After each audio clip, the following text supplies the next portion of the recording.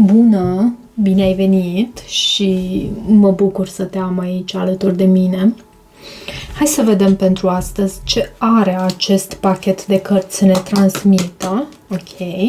Și voi extrage cărți atât din acest oracol cât și din... acesta este denumit oracolul What's the Tea. Și voi extrage și din tarot. Pentru tine, ce mesaj avem pentru toți cei care urmăresc acest videoclip? Sunt mesaje generale colective. Iubirea este în mintea ta. Văd pe cineva aici care este pierdut în fantezie. Nu se poate opri din a se gândi la altcineva și o iubire care nu a plecat niciodată, cumva este mesajul aici din această carte, însă foarte curios este faptul că înainte de, și pot să mă crezi sau nu, dar înainte de a începe citirea, am deschis acest pachet și era această carte și acum s-a arătat din nou. O energie care forțează, o energie foarte insistentă, o energie care poate să îți întreacă granițele tale pentru a obține ceea ce își dorește prin orice mijloace, ok? Prin orice modalitate.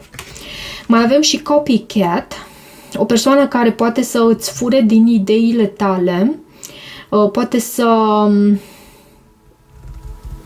da, cumva să se folosească de ideile tale și de stilul tău, poate chiar stilul tău vestimentar sau stilul tău de a lucra. Se hrănește din creativitatea ta. Avem pe cineva aici care se hrănește din creativitatea ta. Și vreau să văd mai întâi și la baza pachetului poate niște prietenii karmice să fie relevante pentru tine în această perioadă. O persoană pe care, sau persoane, mai multe persoane pe care sau în care nu poți avea încredere. Există o anumită tensiune aproape tot timpul între tine și aceste persoane. La modul nespus, aceste persoane în secret sunt în competiție cu tine. Sunt persoane care sunt în competiție cu tine. Ok? Deci cam asta avem aici. Vreau să clarificăm acum pentru a scoate mai multe detalii, să vedem despre ce este vorba. Încă nu mi-am dat seama cine se gândește cu iubire la tine. Poate fi vorba despre această persoană care poate să forțeze totuși granițele pentru a ajunge la tine, dar nu sunt foarte sigură de acest aspect. Hai să vedem ce este cu acest love on the brain. Iubire în gânduri, iubire în minte. O persoană pierdută în fantezie, care nu se poate opri din a se gândi la altcineva. Ce este cu acest card aici? Ce este cu acest card? Uite, văd un paj de spade și un cavaler de spade. Poate ai de a face cu un semn de aer. Sau, da, uite, mai e în mod specific un gemeni. Sau poate ai tu aer pe harta natală. Pajul acesta de spade este personajul acela care adună informații. ChatGPT, Google, nu știu, cercetează în felul său, dar adună informații despre un anume subiect. despre felul în care poate că sunt persoane în jurul tău, pentru că uneori, mai ales în poziția sa întoarsă, pajul de spade poate să vorbească și despre bârfă. Și poate că sunt persoane în jurul tău care te percep așa mai îndrăgostită în această perioadă. Îndrăgostită, cu gândul numai la dragoste, cum s-ar spune. Și sunt persoane în jurul tău care, de asemenea, cred că, sau o persoană îndrăgostită de tine. E o persoană îndrăgostită de tine aici. Așa simt să spun. Și hai să vedem. Și care te manifestă, se gândește foarte mult la tine, te vede în această energie a reginei de bâte, își dorește un angajament serios cu acel 10 de monede. De asemenea, această persoană e foarte mult atrasă de tine cu acest cavaler de bâte și își dorește ceva pasional, își dorește poate chiar o aventură aici. Cine este această persoană? Cine este această persoană?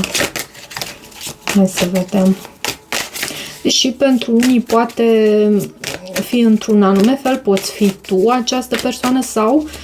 Dar eu cred că e vorba despre cineva care este îndrăgostit de tine și caută informații. Cine este această persoană? 9 de monede. Poate fi vorba despre o persoană independentă, o persoană care își dorește expansiune aici, vezi tu? Și e ceva în secret, în secret, poate de la distanță această persoană te urmărește, văd îndrăgostiții, iarăși, poate este vorba despre un gemeni și mă repet cu acest card, anterior am văzut magicianul, acum avem îndrăgostiții pentru zodia gemeni. Taur mai văd.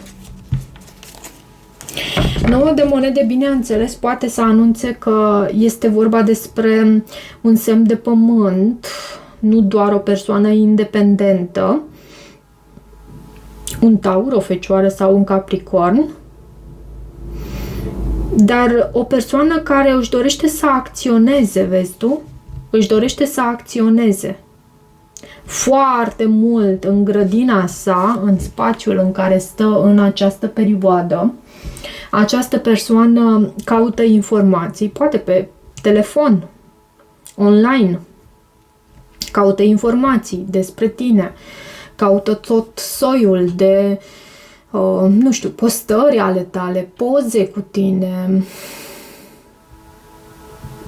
și love on the brain. Posibil ca această persoană să vină ușor și forțat, pentru că vedem acest forcer, o energie pushy și o energie invazivă care să îți întreacă granițele tale, să te simți ușor... îmi venea să spun cucerită. Cucerită, da, dar nu la modul să te simți bine, adică în niciun caz... Hai să vedem totuși ce este cu această energie pushy. De ce forcer? De ce acest forcer?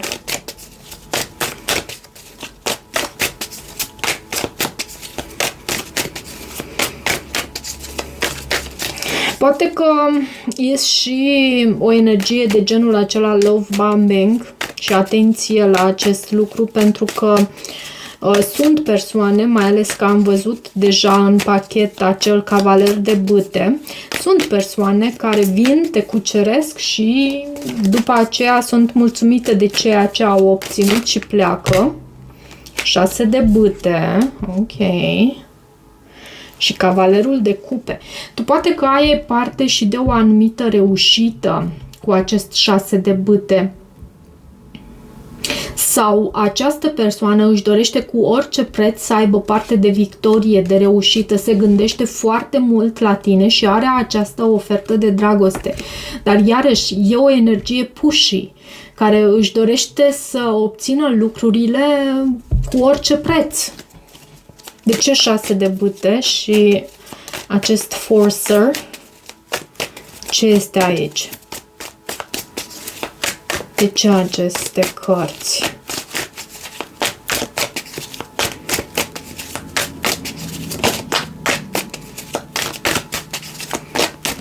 Lăsăm cărțile să vină de la sine.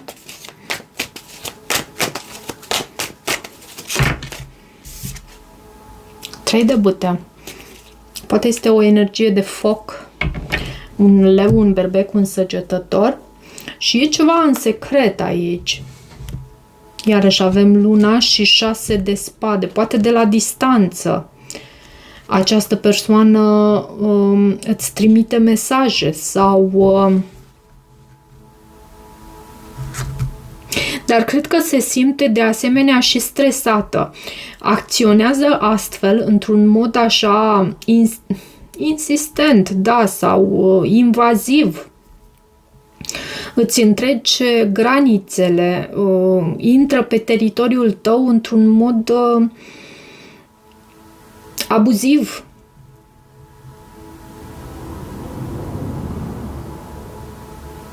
Și face acest lucru pentru că există și un anume stres, poate stresul acesta că te-ar putea pierde. Poate că tu ești până la urmă în această energie și această persoană te observă în această energie a 6-lui de bâte și își dorește ceva cu tine.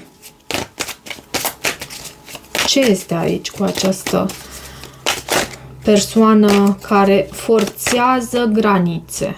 Luna. E ceva ce aduce decepție. Poate e o persoană cu care tu să mai fi avut de a face și pe care încerci să o ții la distanță cu această regină de spade. Posibil tu să ai deja claritate asupra acestei situații cu această persoană, să știi că de fapt această persoană aduce decepție. Avem și 5-ul de spade și luna aici.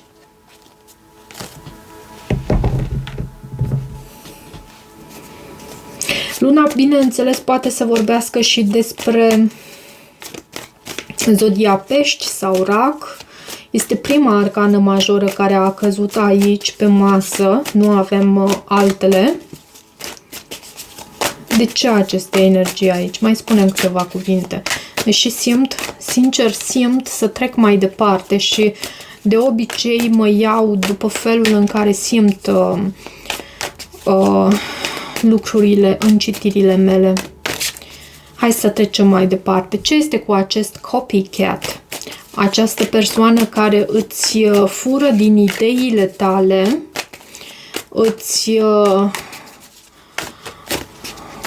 se folosește de stilul tău, se hrănește din creativitatea ta, eremitul și regina de bâte. Poate ai de a face cu o fecioară, o altă arcană majoră avem aici. Regina de bâte, eu cred că te reprezintă pe tine și această persoană se gândește foarte serios și caută informații. Am văzut acest lucru și aici. Caută informații despre felul în care ar putea să se folosească de ideile tale, să folosească stilul tău și să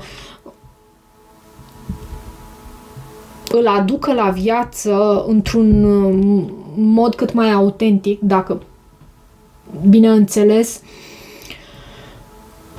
cred că această persoană nici nu a auzit de autenticitate. Una e să te inspiri de la cineva, de la altcineva și alta e să îi furi din ideile sale și să încerci să fii acea persoană. Nu avem cum. Noi suntem unici. Prin esența noastră, noi suntem unici. De ce eremitul? De ce eremitul aici? De ce eremitul? Temperanța, stilul tău unic, faetonul, o altă arcană majoră aici.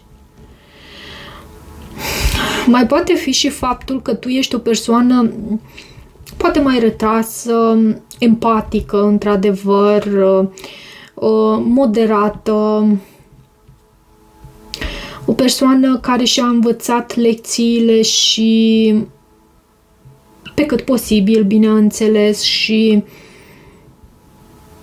stă pe margine, stă și analizează din exterior ceea ce se întâmplă în preajma ei.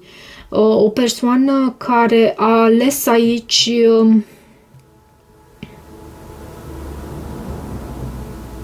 o persoană mai retrasă și tocmai că stilul acesta al tău atrage atenția și privirile anumitor persoane care vor să îți fure din ideile tale. Poate ești și o persoană creativă. Poate că da. Poate ai Fecioară, Săgetător, văd și Rac Pești aici, pe harta natală. De ce aceste cărți? Dar mai simt și faptul că pentru unii dintre voi această persoană te analizează din umbră, așa.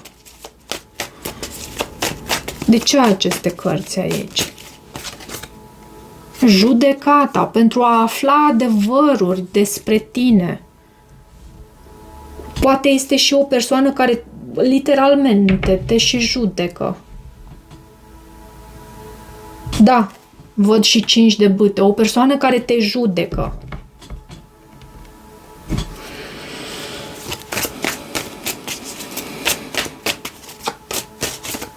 Ce este cu aceste energii aici?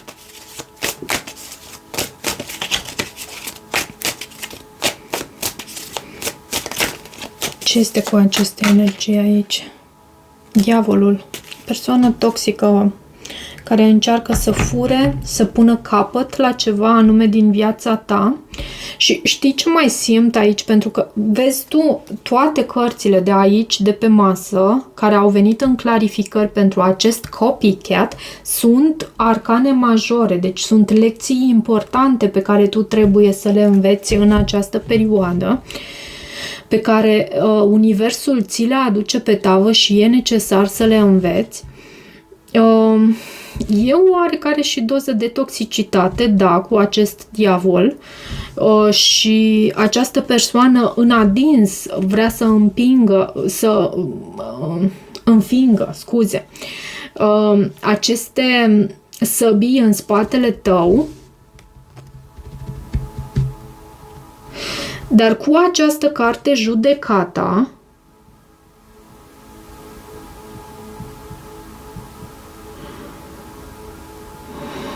dă-mi o secundă, te rog.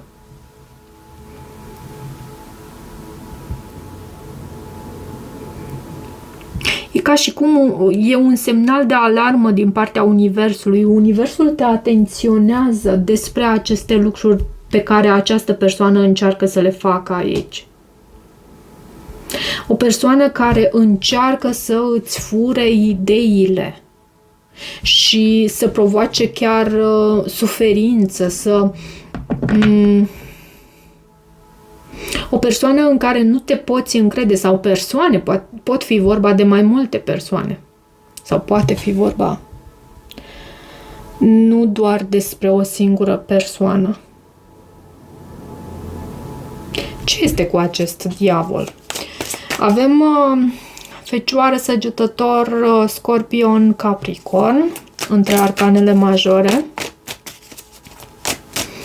Ce este cu acest Regina de Bâte și Regina de Cupe?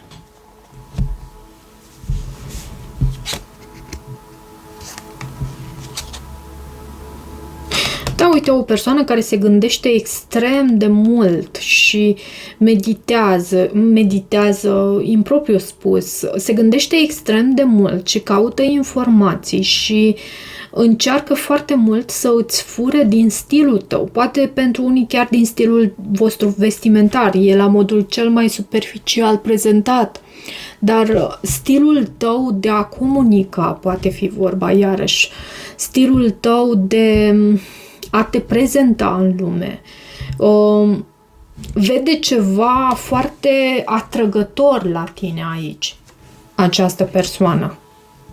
Sau aceste persoane, mă repet. Foarte atrăgător, magnetic, shiny, așa, strălucitor. Doar că la tine această strălucire a ta vine din interior. Nu este ceva cu care tu te îmbraci. E o strălucire ce vine din interiorul tău.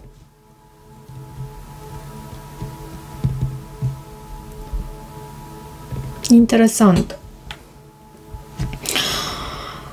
Ce mai extrag eu aici pentru voi? Vreau să extrag ce trebuie să știi și să accepti tu în această situație cu aceste persoane din visul șamanului. E ca un sfat pentru tine.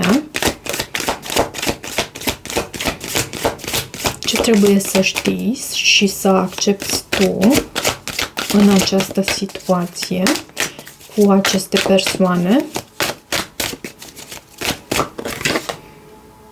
Sabia magicianului, încredere în magia ta. Da, și văd și la baza pachetului îngerul căzut, narcolepsia spirituală. Cumva tu ai trecut printr-o trezire spirituală, aș putea să spun.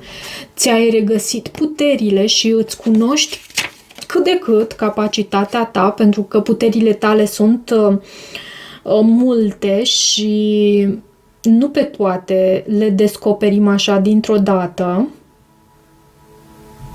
Să văd sabia magicianului. 130. Încredere în magia ta, nimic nu te poate opri, nici măcar aceste persoane care încearcă frumusețea pe care o cauți. Când apare sabia magicianului, ești chemat să tai corzile care te leagă de vechile forme de gândire și credințe sau de prieteni care nu sunt sinceri. Cu puterea sabiei magicianului, nimic nu te oprește, nimic nu te poate răni sau îndepărta de frumusețea pe care o cauți, ori de scopul pe care ți-l dorești din toată inima. Sabia este un instrument, nu o armă, deci asigură-te că o mânuiești cu înțelepciune și pentru binele suprem. Găsește zonele blocate în care ești ținut legat de o persoană toxică, de un loc, un gând sau o credință greșită și lasă arma să-și facă magia. Ai la dispoziție o mare cantitate de magie atunci când crezi în miracole, dar nu te aștepta ca cerul să-ți împlinească dorința, privește în interior. Folosește sabia magicianului pentru a tăia convingerile limitative și nu uita că toate convingerile sunt limitative. Și concentrează-ți intenția pentru a crea ceea ce îți dorești. Ai toate instrumentele necesare, trebuie doar să le pui la lucru. Când apare sabia magicianului, este timpul să te pui în mișcare. Acesta nu este un instrument pentru contemplare, pentru a-i admira tăișul fiind șlefuit. Este un instrument care cere o acțiune decisivă și nu uita, sabia este vie, cu o înțelepciune pe care o poți invoca pentru a te ajuta să găsești cea mai bună cale de acțiune. Nu ezita, acționează. Aici tu ești îndemnat să acționezi. Ești îndemnat să acționezi și vreau să văd aici câteva detalii pentru că nu pot să mă opresc aici, deși asta intenționam. Înspre ce ești tu direcționat să acționezi? Înspre ce ești tu direcționat să acționezi? Hai să vedem.